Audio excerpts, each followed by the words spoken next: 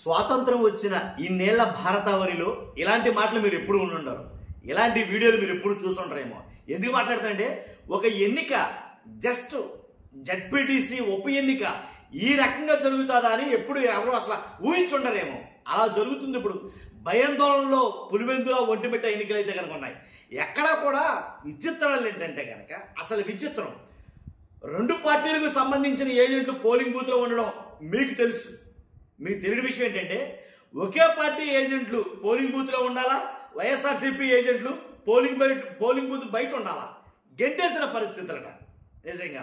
కాబట్టి అలాంటి ఎక్కడా జరిగిన చిత్ర విచిత్రాలు ఈ పులివెందుల ఒంటిమిట్ట ఎన్నికలు ఏదైనా జరుగుతున్నాయి. వాటన్నిటి గురించి కొంచెం సుదీర్ఘంగానే వివరించబోతున్నాను. ఫస్ట్ అయితే కనుక లైక్ చేయండి, వీడియో ఎండ్ వరకు చూడండి. మీరు ఎప్పుడు వినుండరేమో అలాంటి మాటలు చెప్పబోతున్నాం. కాబట్టి లైక్ చేయండి, లైక్ చేస్తే ఎక్కువ మందికి ఈ ఇన్ఫర్మేషన్ షేర్ అవుతుంది. షేర్ చేయాల్సిన బాధ్యత కూడా మీదే, లైక్ చేసిన బాధ్యత మీదే. కొత్తగా మన ఛానల్ చూస్తే పక్కాగా సబ్స్క్రైబ్ చేయండి. మీ అమూల్యమైన అభిప్రాయాన్ని కామెంట్ రూపంలో తెలియజేయండి. ఏంటంటే కనకంపల్లి అనే గ్రామంలో సర్పంచ్, ఆ సర్పంచ్ రామాంజనేయుల్ని గన్పెట్టి బెదిరించారట పోలీసులు. ఏంటంటే నా ఓటు నేను వేసుకుంటానంటే, అర్థమైంది కదా. అంతేకాదు కనకంపల్లి గ్రామస్తులందరినీ కూడా ఓటు వేయకుండా అడ్డుకుంటున్నారంట. ఎందుకని? వేదికగాని కంగారు పడకండి, ఇంకా టైం పడుతుంది, వేదికగాని ఉండండి, ఇంకా టైం పడుతుంది అని ఆపుతున్నారంట. ఇది ఎక్కడ గొడవ? ఓటేయడానికి వచ్చేవాళ్ళని రెండమ్మా రండి అని చెప్పాల్సింది ఆపటం ఏంటి? ఇదెక్కడ చోచ్చు అసలు? అంతేకాదు ఏజెంట్లను భయపెట్టేసి బయటకు లాగేసిన మైను మీరు ఎక్కడైనా చూసారా? మీరు ఎప్పుడైనా విన్నారా ఇది? లేక కదా వాళ్ళ ఏజెంట్లు పేపర్లతో సహా చింపవతల పడేసి వాళ్ళని బయటికి గెంటేసిన సందర్భాలు జరిగాయి.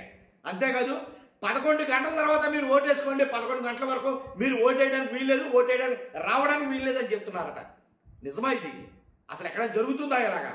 అంతేకాదు కొన్ని గ్రామాల్లోని పోలింగ్ బూతులన్నీ వాళ్ళ ఆధీనంలోకి వెళ్ళిపోయాయట. ఏంటి? కాబట్టి అక్కడ ప్రత్యర్థులు ఉండరు, ఓటు వేసే వాళ్ళు ఉండరు, ప్రత్యర్థి ఏజెంట్లు ఉండరు, మొత్తం వాళ్ళే సర్వం తామే అయ్యి రిగ్గింగ్గా, దాంట్లో ఎలాంటి డౌట్ లేదు. కొన్ని గ్రామాల్లో మాత్రం ఇది జరుగుతుందని చెప్పేసి వైఎస్ఆర్సీపీ నేతలు ఆరోపిస్తున్నారు. కాబట్టి నల్లబ్రెడ్డిపల్లి, అలాగే నల్లబ్రెడ్డిలో, అలాగే మోటుపల్లిలో, అలాగే ఇంకా చాలా కొన్ని ఊళ్ళలో అయితే కనుక ఖచ్చితంగా రిగ్గింగ్ కూడా పాల్పడుతున్నారు అనేది మాట్లాడతారు. అంతేకాదండి, ఇప్పుడు ఒక నాయకుడిని అరెస్ట్ చేయాలనుకున్నారు, హౌస్ అరెస్ట్లు చేయాలనుకున్నారు. హౌస్ అరెస్ట్ అంటే లోపల ఇంట్లో ఉంచడమా, లేకపోతే మొత్తం జిల్లా అంతా తెప్పాలనుకోవడమా? వైఎస్ అవినాష్ రెడ్డిది అరెస్టు అక్రమం అని చెప్పేసి చాలా మంది నేతలు మాట్లాడుతున్నారు. హౌస్ అరెస్ట్ అని చెప్పేసి మొత్తం ఎంత దూరం తిప్పుతారు మీరని వాళ్ళు దిగ్బంధం చేశారు. పోలీసులను అడ్డుకున్నారు, పోలీసు వాహనాన్ని అడ్డుకున్నారు. అడ్డుకుంటే గత్యంతరం లేక ఏంటి, ఎవరైతే వైఎస్ అవినాష్ రెడ్డి ఉన్నారో ఆయన్ని ఎమ్మెల్యే ఇంటి దగ్గర అయితే కనుక వదిలేయడం అయితే జరిగింది. కాబట్టి ఒకటి కాదు రెండు కాదండి, రాచపల్లి ఓటర్లను బౌన్సర్లు అడ్డుకోవడం ఏంటి? మీరు విన్నారా ఇది ఎప్పుడైనా? మీరు అసలు చూసారా? రాచపల్లిలో ఓటర్లను బౌన్సర్లు అడ్డుకున్నారట. ఎక్కడి నుంచి వచ్చారు ఈ బౌన్సర్లు? అసలు ఎవరసలు ఈ బౌన్సర్లు? అసలు ప్రతి గ్రామాల్లో గ్రామస్తులే కదా ఉండాల్సింది. గ్రామస్తులు లేని గ్రామాలు ఉన్నాయి, అవుటర్స్ మాత్రం విపరీతంగా ఉన్నారంటే దాని అర్థం ఏంటి? పోలింగ్ బూతుల దగ్గర ఉండాల్సింది పోలింగ్ ఏజెంట్లు, పోలింగ్ నిర్వహించే అధికారులు, పోలీసులు, ఓటర్లు. కానీ ఎక్కడా కూడా చూడనటువంటి జనం అక్కడ ఎందుకున్నారు? బయట ఊళ్ళ నుంచి ఎందుకు వచ్చారు అక్కడికి? వాళ్ళంతా ఎందుకున్నారు? మీరు ఎప్పుడైనా విన్నారా ఇది? కానీ ఖచ్చితంగా ఏంటి, గాండ్లపల్లిలో వైఎస్ఆర్సీపీ ఏజెంట్లను పరుగులు పెట్టించారంట. గాండ్లపల్లిలో వైఎస్ఆర్సీపీ ఏజెంట్లను పరుగులు పెట్టించారంట. మీరు ఎప్పుడైనా విన్నారా అది? ఎలాంటిది? కాబట్టి అంతేకాదు ఓటు వేయడానికి వెళ్తున్న మహిళలపై దాడి, ఓటు వేసే వారిని వీడియోలో చిత్రీకరించడానికి వెళ్ళేటువంటి ఎవరైతే మీడియా ఉందో ఆ మీడియా కెమెరాలు లాక్కుని కెమెరాలు బదులు కొట్టేసి ఆ మీడియాను కూడా ఎలౌ చేయకుండా చేస్తున్నటువంటి ఇలాంటి విడ్డూరాలు ఎక్కడైనా జరిగాయా? మీరు విన్నారా? కాబట్టి మా ఓటు మేము వేసుకుంటాం మహాప్రభు, మా ఓటు మమ్మల్ని వేసుకొని పోలీసుల అధికారులు పోలీసుల కాళ్ళు పట్టుకుంటున్న చిత్రాలు మీరు ఎక్కడైనా చూసారా? మా ఓటు మేము వేసుకుంటాం అని పోలీసు ఆయన కాళ్ళు పట్టుకుంటున్నాడు ఓటర్. అలాంటిది జరిగింది, చూసాం. కాబట్టి ఇలాంటిది మీరు ఎప్పుడైనా చూసారా? మా ఓటు మిమ్మల్ని వేసుకోనివ్వండి అని కాళ్ళు పట్టుకుంటున్న పరిస్థితులు ఎప్పుడైనా వచ్చాయా? కానీ ఇక్కడ జరుగుతున్నాయి పులివెందుల్లో, ఒంటిమిట్టలో. అంతేకాదు ఇక కనకంపల్లి గ్రామస్తులు కావచ్చు, అలాగే ఎవరైతే తుమ్మల హేమంత్ రెడ్డి పులివెందుల వైఎస్ఆర్సీపీ జడ్పీటీసీ అభ్యర్థి ఉన్నారు, ఆయన ఇంటి చుట్టూ 200 మంది ఏంటి ఒక పార్టీకి సంబంధించిన వాళ్ళు ఉంటే కనుక ఇదేం దారుణం అని చెప్పేసి పోలీసులు అడిగితే కనీసం పోలీసుల నుంచి వచ్చిన ఆన్సర్ ఏంటంటే శూన్యం. కానీ ఎక్కడ చూసినా సరే ఏంటి ఈ కొత్తపల్లిలో 2 పోలింగ్ బూతుల్లో దారుణంగా రెగ్గింగ్, మాదే మా ఇష్టమే మీరు రావడానికి వీల్లేదు అని గ్రామస్తులు సైతం నిర్బంధించిన ఆ వ్యక్తులు ఎవరి వాళ్ళు, అసలు వాళ్ళకి సంబంధాలు ఏంటి, గ్రామస్తులు ఏమన్నారో ఒక్కసారి చూద్దాం. ఒకసారి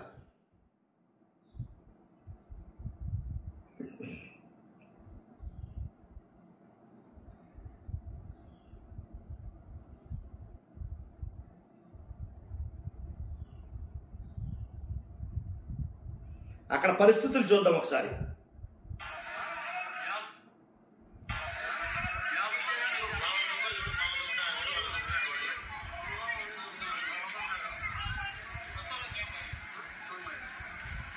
కొత్త వాళ్ళు ఉన్నారేంటి అని అడుగుతున్నారు గ్రామస్తులు.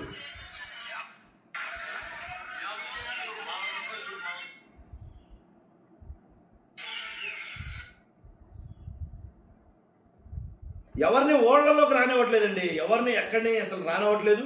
మా దారుణంగా అయితే జరుగుతుంది అని చెప్పి వాపోతున్నారు ఆ గ్రామ ప్రజలందరూ కూడా. ఇలా 1 కాదు 2 కాదు, చాలా చాలా దారుణాలు అయితే జరుగుతున్నాయి అక్కడ అనేది మాట్లాడతారు.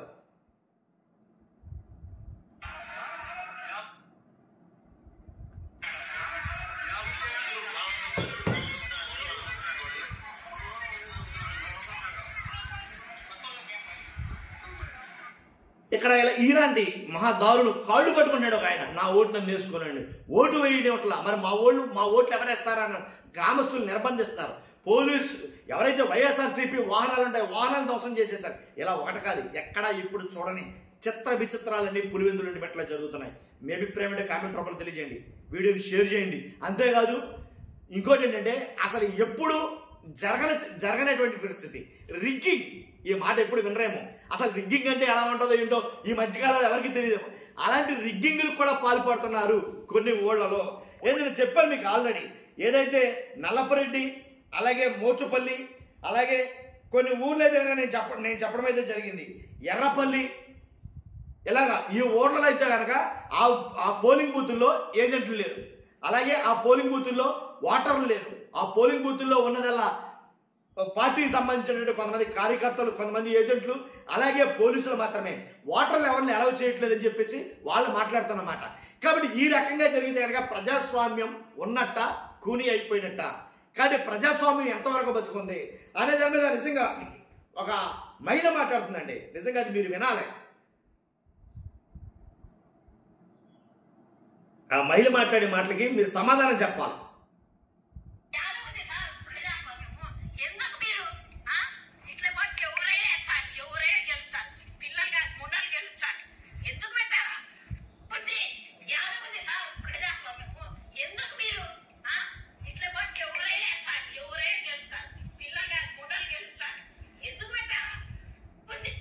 ఎలా అయితే ఎవరైనా గెలుస్తారు, పిల్లలు గెలుస్తారు. ఇంకో మాట మాట్లాడింది ఆవిడ. కానీ చూస్తున్నారు మీరు అందరూ. ఫస్ట్ అయితే కనుక మీ అభిప్రాయం తెలియజేయండి, లైక్ చేయండి, ఫస్ట్ ఎక్కువ మందికి ఇన్ఫర్మేషన్ షేర్ చేయండి. Thank you very much.